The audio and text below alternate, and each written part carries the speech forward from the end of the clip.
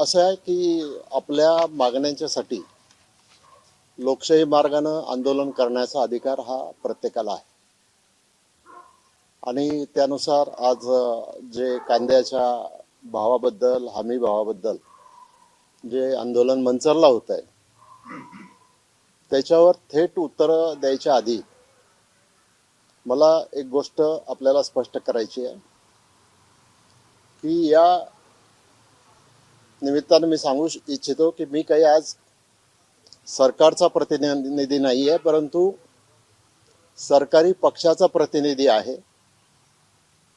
गेल्या 27 तारखेला 27 मे रोजी दिल्लीला महाराष्ट्राचे मुख्यमंत्री नामदार देवेंद्रजी फडणवीस, एकनाथजी शिंदे साहेब आणि त्याचबरोबर आपल्या दुसऱ्या उपमुख्यमंत्री सुनेत्रा वहिनी पवार यांच्या नेतृत्वाखाली एक डेलिगेशन केंद्रीय सहकार मंत्री श्री अमितजी शाह, केंद्रीय कृषी मंत्री श्री जरा एक मिनिट थांबता का जरा, माझी नोट दुसरी आली चुकून माझ्या हातात, ती काढली की तिथंच राहिली, ही दुसरी झाली. आता कसं करणार, लाईव्ह आहे तुम्ही ना?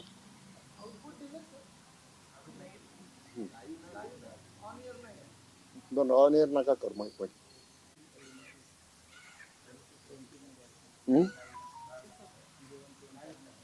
लाईव्ह आहे. माफ करा मला, कारण मला खरी वस्तुस्थिती मांडायची आहे. तू बसून घे, उभा ना कशाला राहतो रे, खाली बस, मांडी घालून बस.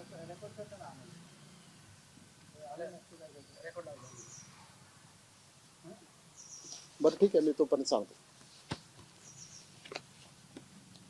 गेल्या 27 तारखेला दिल्लीला परत सुरुवात करतो. कांद्याच्या प्रश्नाबद्दल किंवा कुठल्याही प्रश्नाबद्दल शेतकऱ्यांच्यासाठी, जनतेसाठी आंदोलन करायचा अधिकार हा प्रत्येकाला त्या ठिकाणी आहे आणि त्यानुसार आज जे आंदोलन होत आहे ते आंदोलन, त्याच्याबद्दल माझी काही बाबीच्या संदर्भात त्यांना विनंती राहणार आहे की आपण हा प्रश्न जरा समजून घ्या. हे खरं आहे की कांद्याचे भाव गेल्या काही वर्षामध्ये पडलेले आहेत आणि त्याच्यामुळं शेतकऱ्यांना खूप मोठ्या प्रमाणामध्ये नुकसान होत आहे. शेतकरी हवालदिल झालेला आहे आणि शेतकऱ्यांची अपेक्षा आहे की सरकारने याच्यामध्ये काहीतरी मार्ग काढला पाहिजे. गेल्या 27 तारखेला महाराष्ट्राचे मुख्यमंत्री माननीय देवेंद्रजी फडणवीस, उपमुख्यमंत्री एकनाथजी शिंदे आणि त्याचबरोबर दुसऱ्या उपमुख्यमंत्री सुनेत्रा वहिनी पवार यांच्या नेतृत्वाखाली दिल्लीला एक बैठक झाली. त्या बैठकीला केंद्र सरकारच्या वतीनं केंद्रीय गृहमंत्री आणि सहकार मंत्री अमित शाह साहेब होते. त्याचबरोबर केंद्रीय कृषी मंत्री शिवराज सिंगजी चौहान होते आणि अन्न मंत्री श्री प्रल्हाद जोशी हे होते. महाराष्ट्रातले अनेक मंत्री होते. मी स्वतःही त्या डेलिगेशनमध्ये होतो आणि केंद्र सरकारच्या समवेत साखर धंद्याच्या अडीअडचणीच्या संदर्भात आणि कांद्याच्या प्रश्नाच्या संदर्भामध्ये हे डेलिगेशन भेटून चर्चा झाली. त्या ठिकाणी सुद्धा मी माझी मतं मांडलेली आहे. तर मी या निमित्तानं काही बाबींच्याकडं लक्ष वेधू इच्छितो. त्याच्यामध्ये हे देश स्तरावरचे आकडे आहेत.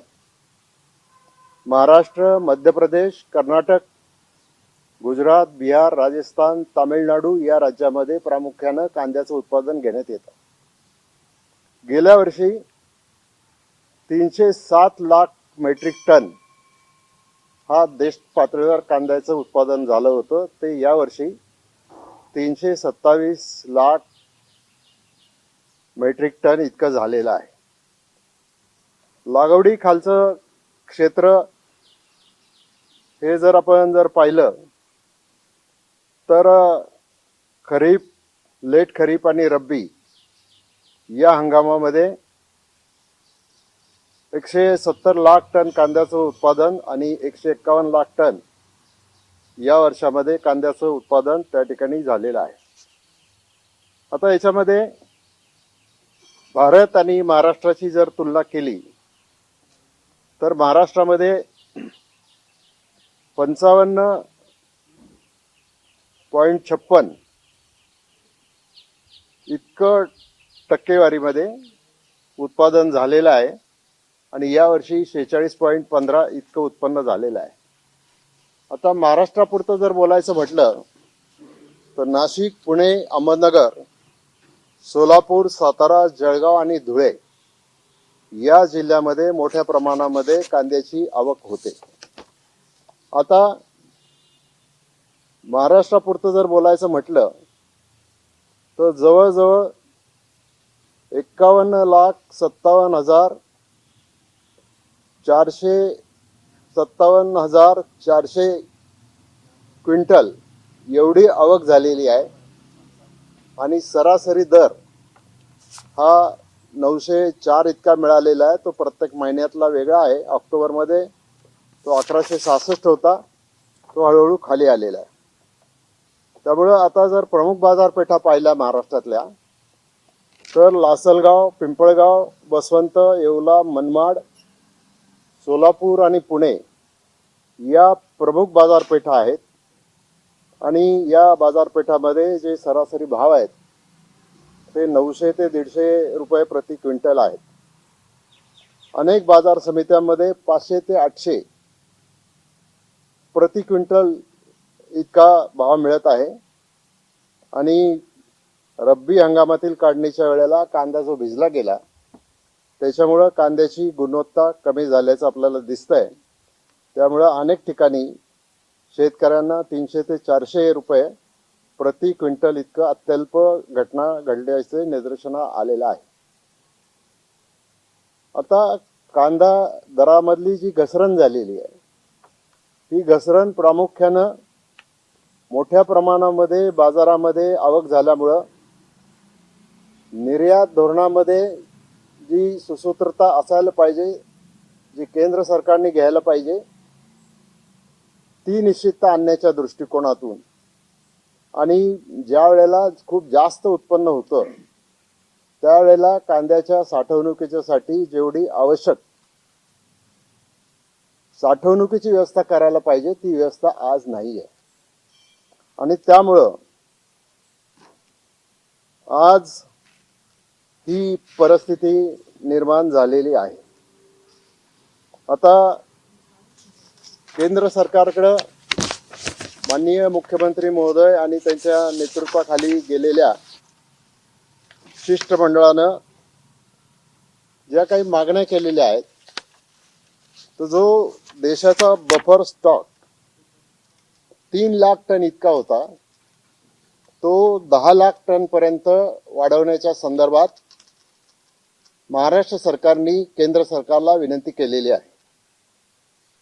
त्याचबरोबर कांदा जो खरेदी केला जाईल या नाफेड किंवा या सगळ्या केंद्रांच्यावर NCCF आणि बाकीच्या केंद्रांवर त्याच्यातून दिले जाणारे पैसे हे थेट शेतकऱ्याच्या खात्यामध्ये DBTने जावेत अशा प्रकारची सुद्धा आपण एक मागणी त्या ठिकाणी केलेली आहे. आणि जर या काही गोष्टी केल्या तर त्याच्यामध्ये आणखीन एक मागणी आपण केलेली आहे की किरकोळ बाजारामध्ये 40 ते 45 रुपयापर्यंत कांद्याचा दर गेल्याशिवाय आपण निर्यात शुल्क लावू नये. 45च्या वरती जर कांद्याचा दर गेलाच तर आपण निर्यात शुल्क लावायला हरकत नाही की जेणेकरून देशातल्या जनतेला सुद्धा कांदा स्वस्तात मिळेल आणि शेतकऱ्याला सुद्धा योग्य पद्धतीने तो कांदा मिळेल. आता याच्या आधी राज्य सरकारच्या वतीनं अनेक निवेदनं मग आपल्या पणन मंत्र्यांना 6 मार्च 26ला निवेदन पाठवलेलं आहे राज्य सरकारने. त्याच्याच बरोबर माननीय मुख्यमंत्री आणि पणन मंत्र्यांनी केंद्र सरकारकडून हे कांदा निर्यातीवरचं शुल्क रद्द करण्याच्या संदर्भात जी विनंती केली होती ती केंद्र सरकारने आता मान्य केलेली आहे. त्याचबरोबर योजनेच्या अंतर्गत जे अनुदान आहे ते अनुदान 1.9% ते 4% न्यावं अशा प्रकारे विनंती केंद्र सरकारला माननीय मुख्यमंत्र्यांनी 10 ऑक्टोबर 25ला केलेली आहे. आणि श्रीलंकेमधलं जे आयात शुल्क आहे ते कांदा किमतीच्या दुप्पट आहे. त्यामुळं भारतीय कांदा स्थानिक बाजारामध्ये महाग दराने मिळतो आणि तुलनेने चीन व पाकिस्तानचा कांदा स्वस्त दराने उपलब्ध होतो.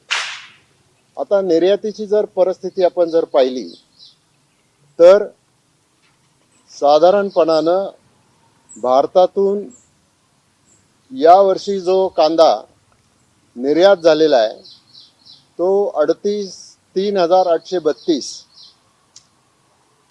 इतका निर्यात झालेला आहे मेट्रिक टनामध्ये. आणि राज्याचं देशाच्या प्रमाणात जो आपला महाराष्ट्रातून निर्यात झाला तो 10,60,000 इतका कांदा निर्यात झालेला आहे. देशामधून निर्यात झालेल्या कांद्याचं आणि महाराष्ट्रातल्या कांद्याचं जर आपण प्रमाण जर पाहिलं तर महाराष्ट्रातून 68% कांदा हा निर्यात झालेला आहे. आता ही झाली सगळी परिस्थिती.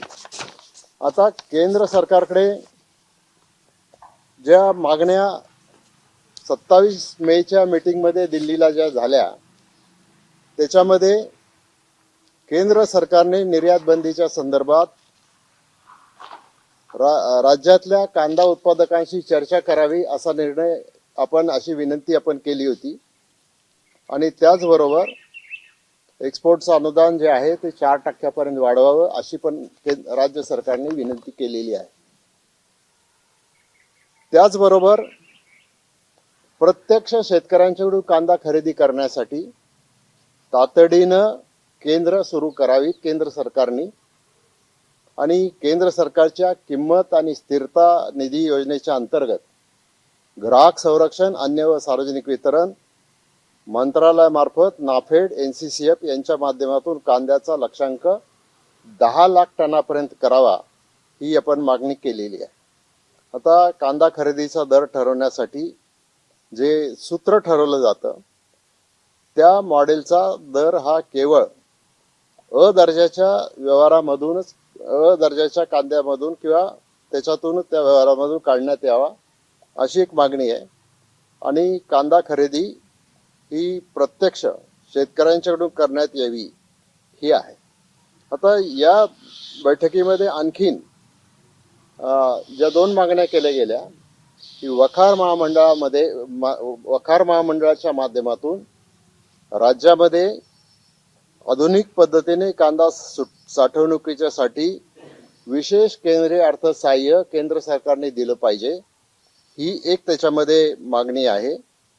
आणि कांदा निर्यातीवरचं निर्यात शुल्क वाढवण्याच्या संदर्भामध्ये सुद्धा एक विनंती आपण केलेली आहे.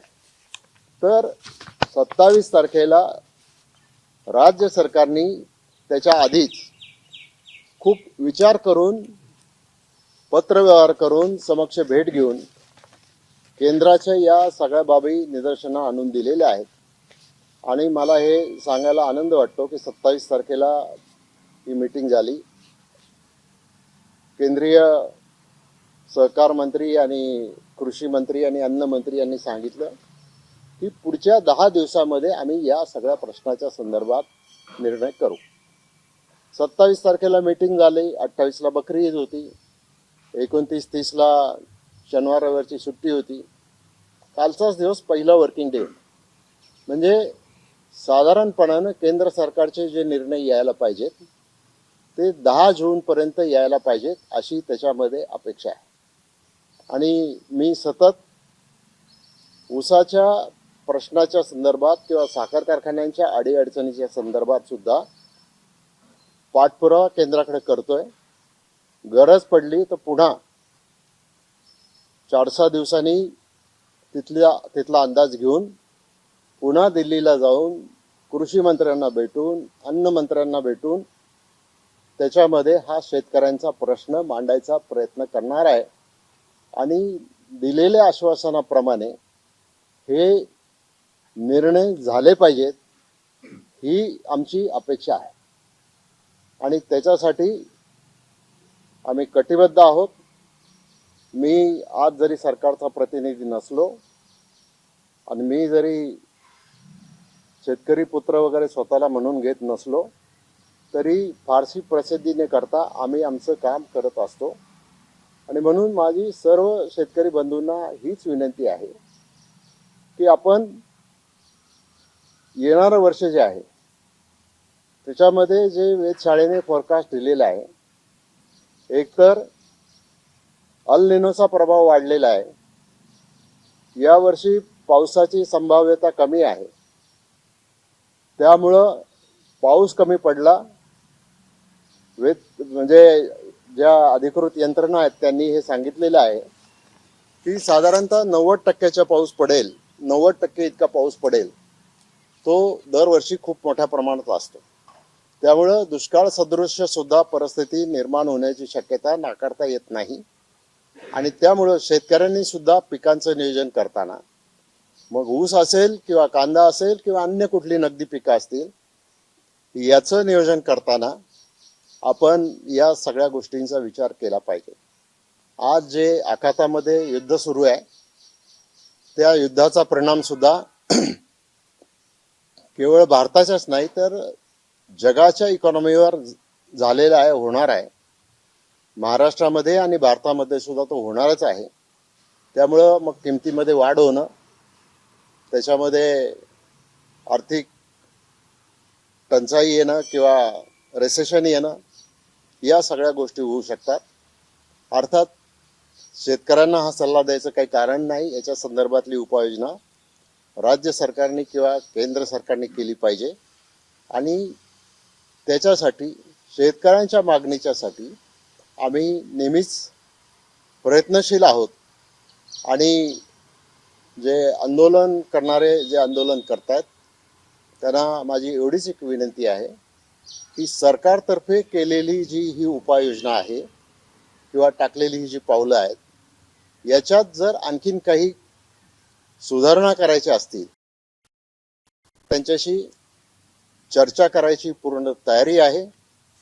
एकतर आंदोलन संपल्यावर आपण माझ्याकडे या, आपलं आदरातिथ्यही मला करता येईल, आपल्याशी चर्चाही करता येईल, काही मागण्यांमध्ये सुधारणा करायच्या असतील तर त्याही करता येतील किंवा तुम्ही जर मला आंदोलनाच्या ठिकाणी जरी बोलवलं तरी कुठल्याही प्रकारचं कुठलीही गोष्ट मनामध्ये न ठेवता मी आंदोलनाच्या ठिकाणी येऊन त्या ठिकाणी आपल्या शेतकऱ्यांचं म्हणणं ऐकून घ्यायला मी तयार आहे आणि माझी खात्री आहे की आमचे प्रयत्न प्रामाणिकपणाने चालले आहे.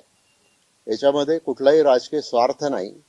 शेवटी ज्या वेळेला रिसेशन येतं, आर्थिक मंदी येते, त्यावेळेला एकच क्षेत्र असं असतं, ते शेतीचं क्षेत्र असतं की जे देशाच्या GDP मध्ये भर घालू शकतं आणि म्हणून या प्रश्नामध्ये देशाच्या माननीय पंतप्रधान महोदयांनी लक्ष घातलेलं आहे. केंद्रातले 2 नंबरचे मंत्री माननीय गृहमंत्री तथा सहकार मंत्री यांनी लक्ष घातलेलं आहे, कृषी मंत्र्यांनी लक्ष घातलेलं आहे, अर्थमंत्र्यांनी लक्ष घातलेलं आहे, महाराष्ट्राचे मुख्यमंत्री आणि सगळं कॅबिनेटनी लक्ष घातलेलं आहे आणि आमच्यासारखे जे एक विधानसभेचे सदस्य असलेले आम्ही सुद्धा या प्रश्नांचा सगळ्या लेवलला सातत्यानं पाठपुरावा करतो आहोत. आमचेही खासदार आहेत दिल्लीमध्ये. या प्रश्नाच्या संदर्भामध्ये मी आदरणीय पवार साहेबांना सुद्धा भेटून या सगळ्या गोष्टीच्या संदर्भात त्यांनाही कल्पना देईन, त्यांचंही मार्गदर्शन घेईन, त्यांनाही कुठं वाटलं तर शब्द टाका तर टाका अशी विनंती करेन आणि त्याच्यातून हा प्रश्न सुटला पाहिजे एवढीच प्रामाणिक भावना माझी आहे. तर मला असं वाटतं की शेतकऱ्यांनी आंदोलन करताना ऊन वगैरे खूप मोठ्या प्रमाणात आहे, त्याची काळजी करून आपण योग्य तो निर्णय घ्यावा आणि या गोष्टीमध्ये आपण निश्चित प्रकारे मार्ग काढू, एवढंच माझं म्हणणं आहे.